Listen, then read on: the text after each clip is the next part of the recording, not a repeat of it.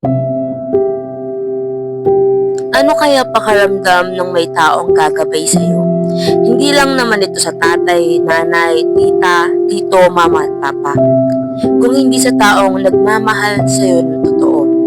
Minsan naiisip ko kung kumpleto na ba ako. Minsan naiisip ko kung kaya ko na ba mag-isa. Minsan naiisip ko, sana maging katulad rin nila ako katapang. Ang hirap pala ng ganito, yung tipong hinahanap mo yung presensya ng isang taong wala naman silang pakialam. Alam mo yung feeling na kapag may problema, mag-worry sila, pero kinabukasan nahayaan lang nila, hindi man kayang kausapin kung ano yung saloobin. Feeling ko kasi ang hina-hina ko, feeling ko ako lang lahat, kinakaya ko lang ng mag-isa.